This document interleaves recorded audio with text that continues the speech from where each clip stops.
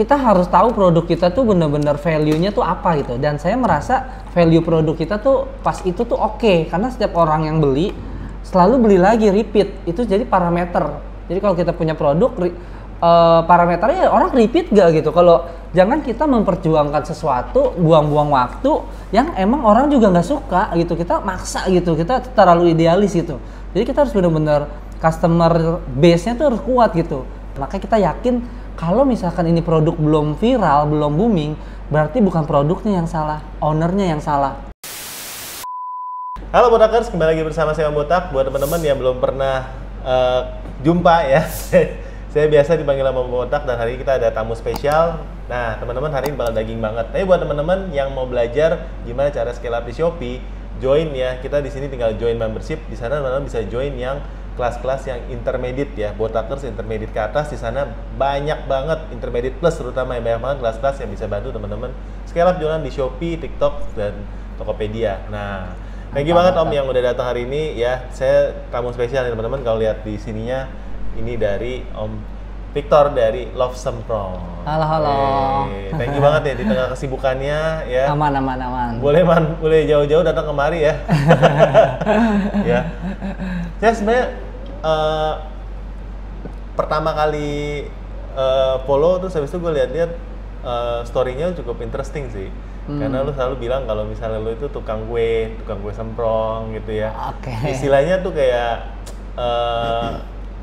humble banget, tapi sebenarnya jualan semprong itu kayak gimana sih? Nah ini kita hari ini pengen ngulik-ngulik ya, terutama banyak banget lessons yang gue pengen belajar dari lu hari ini.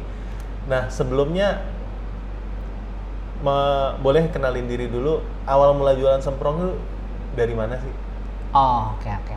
Iya. Oke, perkenalkan saya Victor dari owner Love Semprong. Sebenarnya saya tuh ngerintisnya berdua dulu sama pacar. Iya. Jadi bener-bener pas pacaran tuh umur 19 tahun ya. Pacar saya dulu itu kalau tiap Imlek selalu bantuin poponya. Popo tuh nenek. Poponya tuh bikin kue semprong kok. Yeah. Awal mulanya gitu. Pas pacaran sama saya cobain, enak banget nih kue semprongnya. Kenapa nggak kita jualin aja gitu. Bermula dari situ aja tuh idenya gitu.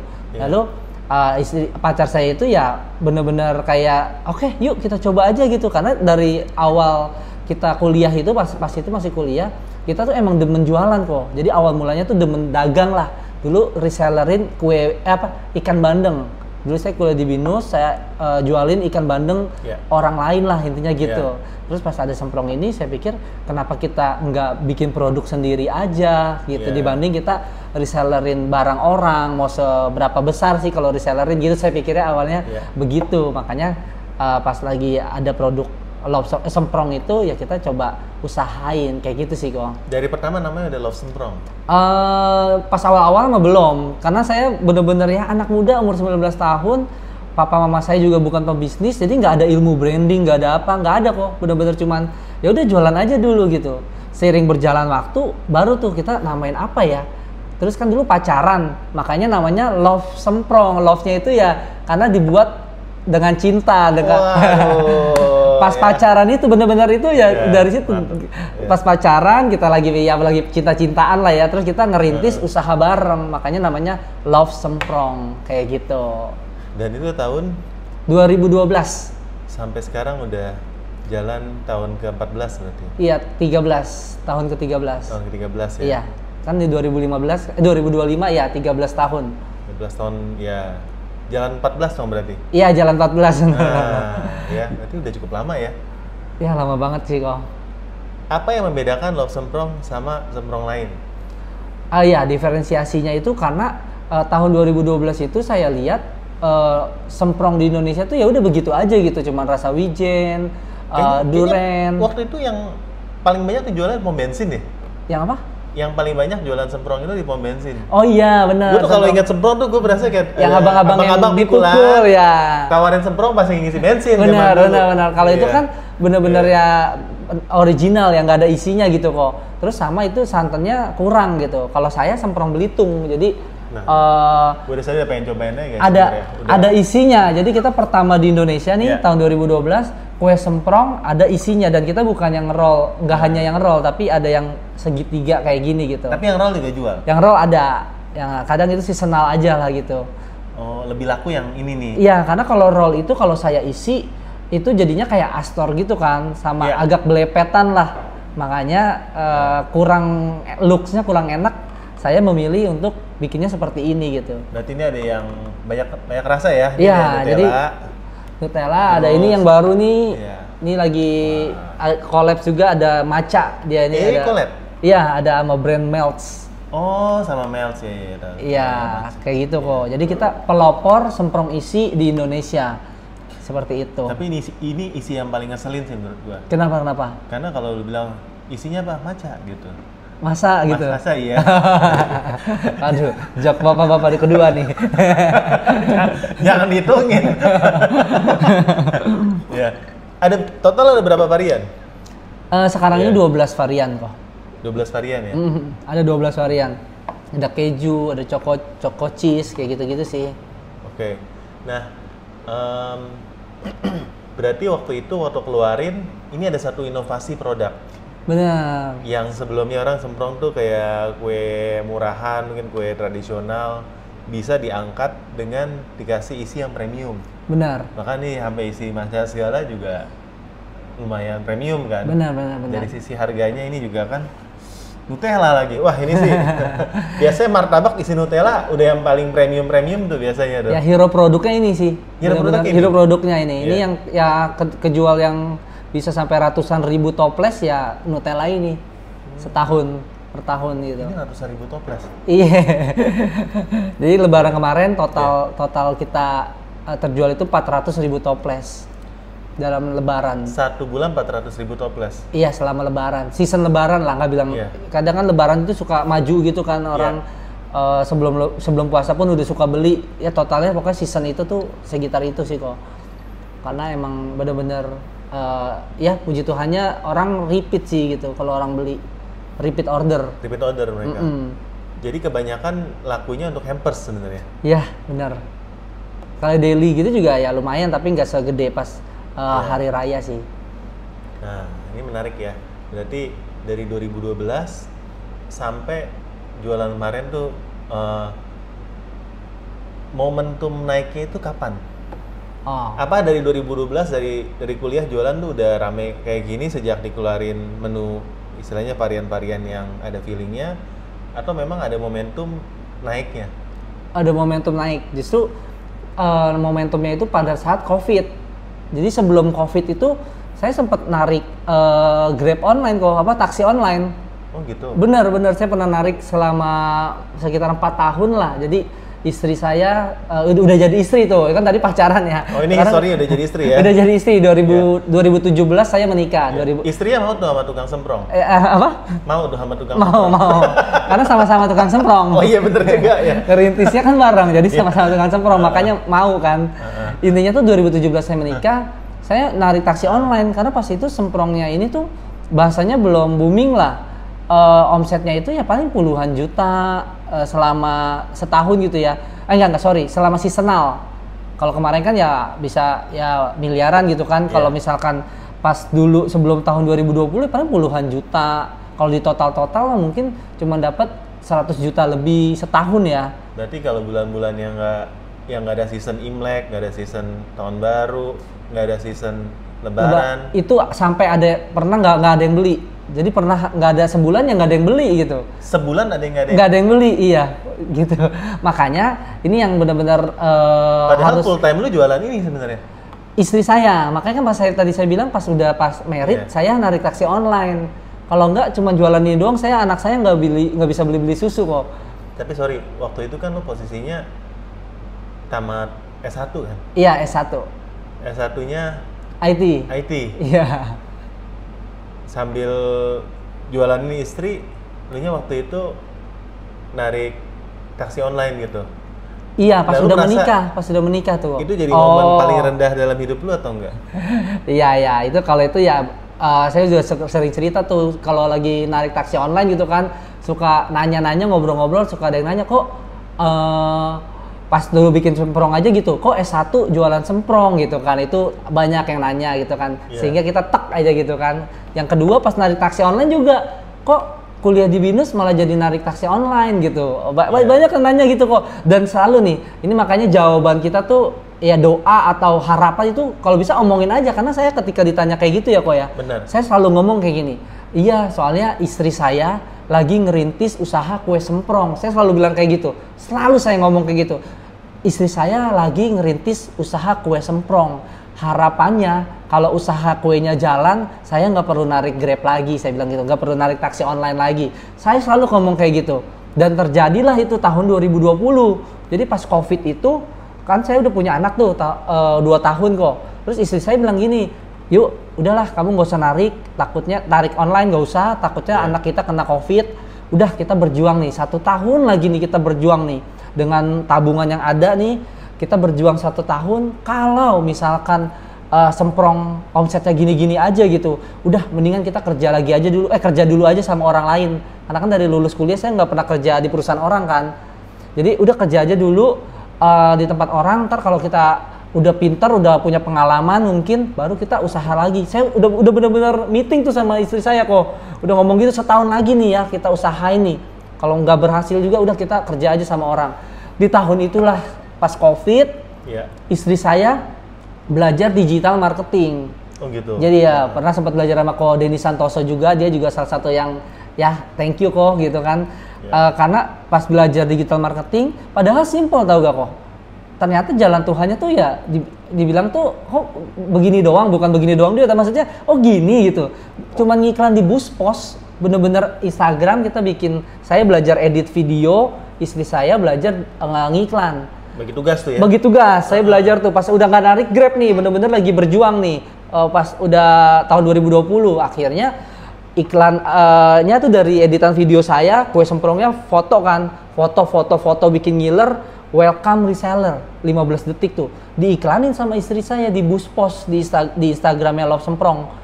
Dapat banyak reseller banget kok, bener-bener dapat banyak banget reseller. Jadi omsetnya tuh dari 300 juta, bisa 600 juta, tok sampai miliaran ya dari Buspos itu. Kadang kita mikir, buset deh, dari Buspos doang loh ini, maksudnya sesimpel itu gitu. Kalau Tuhan nggak pakai dashboard Meta, kagak ada dashboardan, saya bener-bener kagak ngerti dashboardan. Apa karena dulu lu bawa taksi online, dashboardnya udah paham? Oh, iya. Wah, jok bapak-bapak ketiga nih. Wah, dihitung itu susah. Dashboard mobil itu ya. Iya benar. Justru nggak pakai kayak gitu kok. Nggak pakai. Dan bener-bener dapat banyak reseller gitu. Iya. Kayak gitu sih. Jadi kadang kita mikir, kok thank you banget gitu. Jalannya tuh kayak gitu kok. Sampai sekarang itu dapat banyak reseller ya dari. Kalau gitu nggak usah ikut kelas mahal-mahal ya. Karena itu momentum juga ya. Kayaknya itu momentum karena orang lagi pada butuh duit tuh pas lagi banyak PHK, COVID. Iya. Pas itu saya welcome reseller, produknya lumayan unik gitu kan. Semprong ada isinya. Kita selalu ngomong kita pelopor semprong isi di Indonesia. Makanya banyak orang yang tertarik jualan gitu kok. Jadi benar-benar kayak ya makanya kita hanya perlu siap, momentum datang, ketemu gitu. Makanya sampai sekarang tuh saya selalu belajarnya ya udah kita persiapkan diri aja. Kayak kemarin saya baru beli mesin metal detector tuh, orang mikir ngapain sih beli mesin ini ratusan juta gitu. Karena untuk syarat ekspor salah satunya ada yang menyuruh tuh harus punya metal detector ini. Jadi meskipun sekarang saya belum ekspor tapi saya siapin aja gitu. Sehingga nanti ketika peluang ekspor masuk datang ketemu gitu. Itu sih yang pelajaran yang saya dapat sih dalam hidup. Ya udah kita siapin aja. Makanya dengan modal yang ada ya kita reinvest lagi. Kalau kita kan bukan anak orang kaya ya, kalau saya ya bukan anak orang kaya, makanya ya udah pinter-pinter manage duit lah. Kayak gitu sih kok. Kayak tadi waktu denger hati gue juga ikut panas. ini kisahnya benar-benar from zero to hero banget ya. Ya enggak juga lah. Dan apa sih yang membuat lu yakin dari waktu lulus kuliah 2012 enggak? 2012 kan ini ya? Saya lulus kuliah 2013. 2013 ke 2020 kan 7 tahun bro. Iya. Itu panjang loh buat lu tuh bener-bener sampai 2020 aja lu masih narik taksi online. Berarti kan dari hasil jualan semprong itu belum cukup kan istilahnya? Nggak cukup sama sekali. Nggak cukup sama sekali. Tapi Apa yang membuat lu masih persisten, lu masih tetap ngotot kalau saya ini mau narik karena istri saya masih merintis. Oh. Apa yang membuat lu tuh masih tetap yakin sama produk ini gitu. Dan produk ini sama dream lu, padahal lu udah coba ini 7 tahun gitu. Oke. Iya kan? Itu yang apa sih ada di pikiran saya juga jadi merinding nih. Iya, apa sih ada di pikiran lu sampai lu benar-benar percaya Iya. akan ya istilahnya rencana Tuhan dalam hidup lu tuh, maksudnya emang lu bakal jadi tukang semprong, bukan jadi karyawan swasta di bidang IT. Lu mungkin udah jadi manajer posisinya, kalau lihat temen lu 7 tahun, harusnya 7 tahun temen lu udah jadi manajer dong. Iya. Udah ada yang lu lihat sukses, mungkin kalau ketemu apalagi reunian lu bilang, lu ngapain? Ya gue jualan semprong gitu. Maksudnya apa sih membuat lu tuh percaya sama rencana Tuhan dalam hidup lu, terutama dalam jualan semprong ini? Oke. Iya. Jadi yang pertama itu kok, jadi setiap orang yang nyobain ini kue semprong itu minimal 2 kali 3 kali lah dia repeat lah. Mungkin kalau keempat mau bosen lah ya. Jadi repeat order. Boleh buka nggak ya? Oh boleh. Gue jadi penasaran. Apa yang membuat yakin ya? Coba Oke, ya, kita cobain ya. Ya, ntar buka ya. Ya. Kita buka dulu nih. Ini yang paling best seller ya? Ya ini best seller. Ya, teman-teman kalau ngiler cari Love Semprong ya. Di Love Semprong official ya. Iya, boleh. Di Shopee ya. Mau jadi reseller juga ya. boleh. Oh, mau jadi reseller juga boleh. Boleh. Ada minimal nggak kalau jadi reseller? Ada. Ntar di adminnya lah ya yang jelasin ya. Sekarang nggak usah masuk. Di sini nggak ada momen jualan. Ini koko ini aja nih yang mau nyobain. Saya nggak jualan. Di sini benar-benar saya pengen sharing. Gue jujur ya, ini gue belum pernah cobain ya. Jadi ini apa, tes steril ya teman-teman ya. Ini biasa dicelup atau gimana? Nggak dicelup ya, makanya ya saya.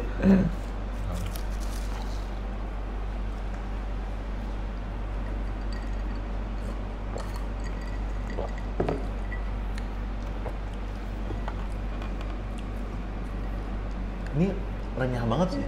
Itu dia. Gue tuh expect agak keras. Oh. Yas, cobain Yas. Mana Yas? Nih. Coba. Justru terlalu renyah ini jadi bottleneck juga, itu yang saya bilang hancur itu kok. Ini renyah banget sih. Kayak manisnya masih ada ya? Masih berasa? Gue berasa Santan kita pakainya. Oh santan?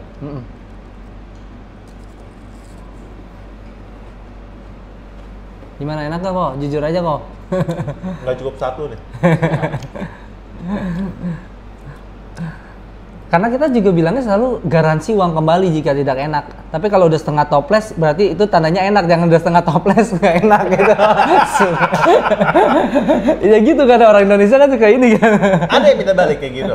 Sejauh ini nggak ada. Nggak ada ya? Karena emang beneran enak gitu, bukan overclaim. Kita bukan skincare nih yang overclaim nih, enggak. Udah 3 guys. Ini nggak ada di script ya? Kalau ini berapa? Coba cek ya di Shopee.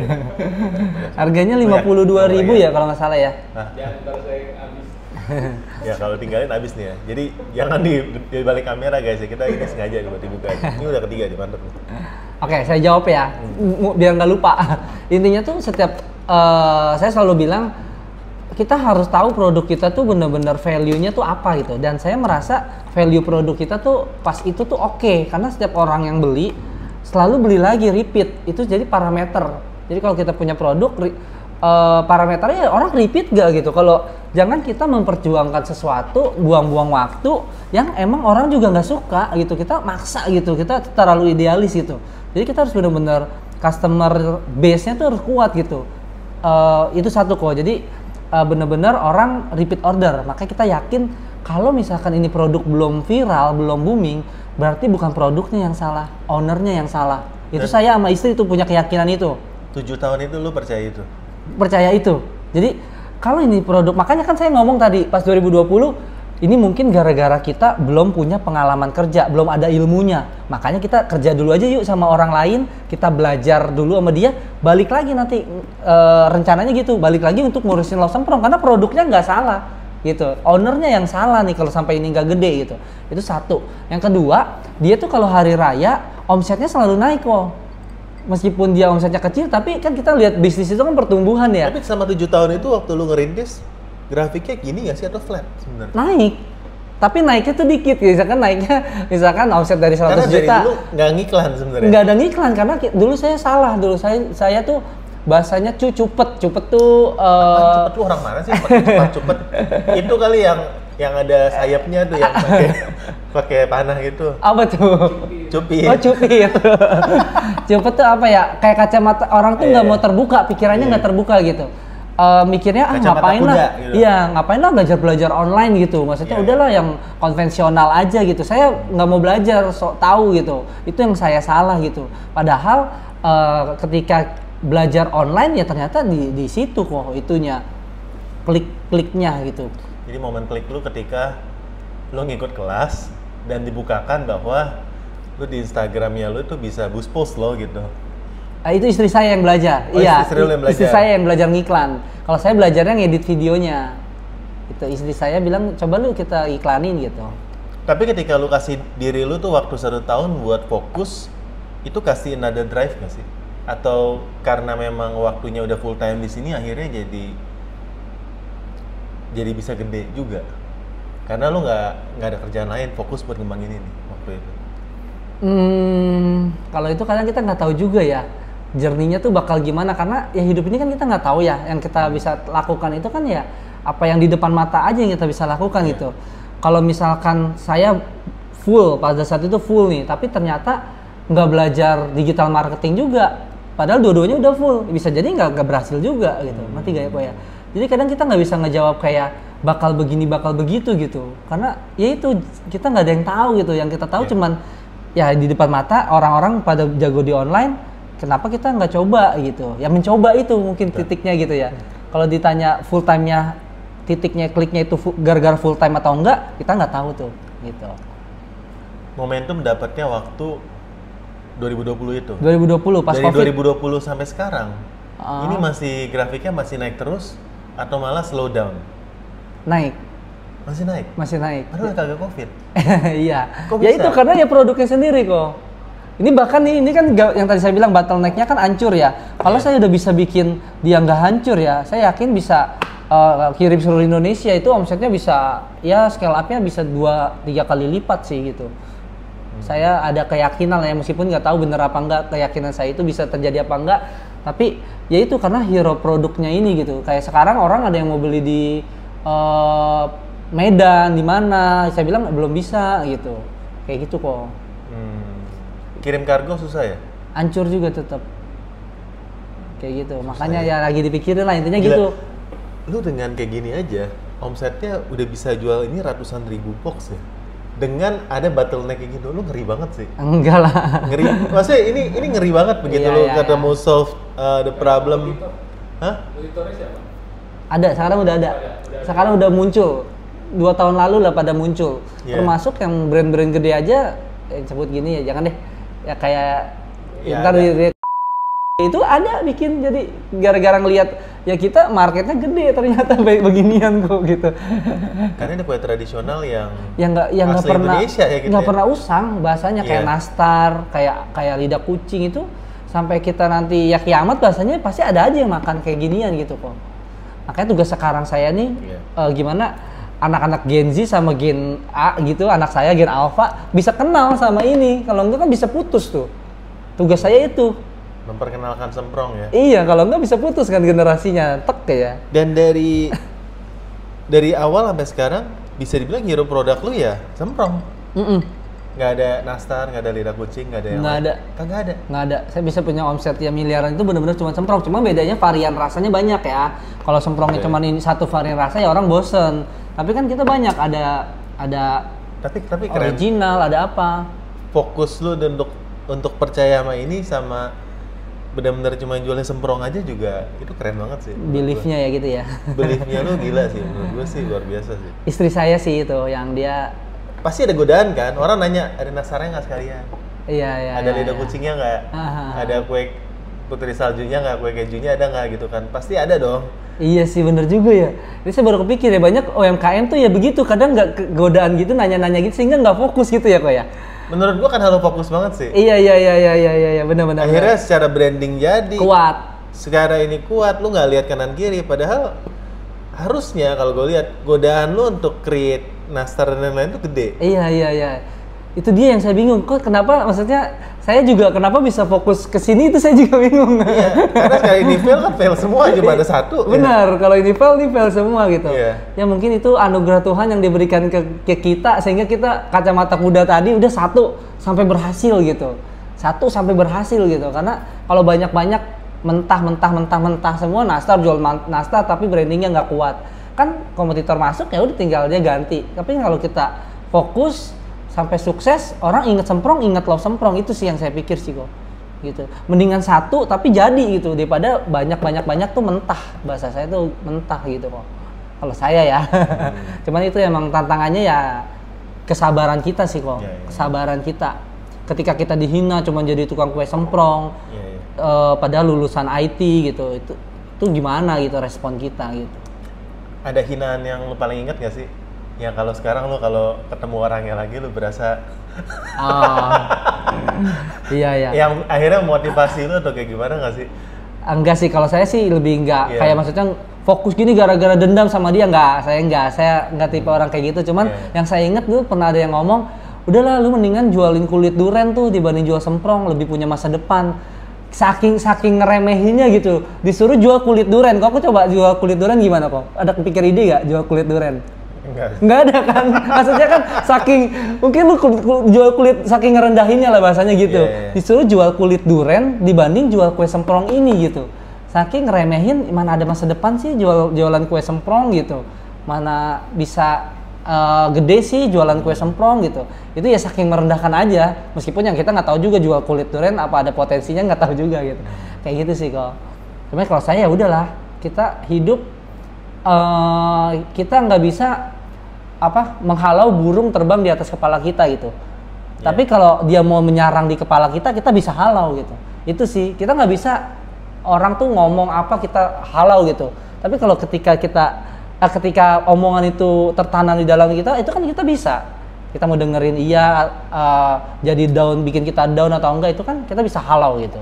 Itu sih. Jadi saya sama istri ya udahlah, let it flow aja. Kalau emang jalan kita lurus, emang produknya hero, ini yang selalu bilang produknya emang hero, jalan aja gitu. Kalau produknya nggak hero ya jangan buang waktu. Parameternya itu ya repeat order, mau jasa maupun produk ya. Kalau orang nggak repeat order, evaluasi dulu, jangan diperjuangkan. Ngapain orang nggak repeat order kok orang gitu. Antara orang gila sama orang yang jenius sama beda-beda tipis sih. Oh gitu, gimana? Ya kalau lu kan dulu orang sebelum lihat sekarang ya, mungkin dulu orang bisa bilang lu gila. Oke. Karena lu sangat mempercayai sama satu produk sampai orang bilang udah jual kulit durennya lebih laku, lu nggak peduli gitu. Iya. Tapi setelah sukses, ya namanya orang sukses ya kita ngomong apapun dianggapnya juga. Iya. Sekarang kalau udah kayak sekarang, yang ngomong kayak gitu, puji Tuhan minjem duit sama saya gitu. Ya akhirnya kita kasih, orang dia butuh. Jadi saya bilang ya enggak lah, nggak usah dendam-dendam lah. Toh hidup ini ya berjalan kok tanpa omongan orang gimana gitu. Jadi dia minjem duit pun ya saya bantu gitu. Bahkan gak dikembalikan pun ya udah gitu. Justru ya disitulah kualitas kita kan diuji gitu, kualitas kita. Kayak yang gitu sih kok. Minjem duit nanti WhatsApp-nya sini ya. Jangan. Nggak usah dibalikin.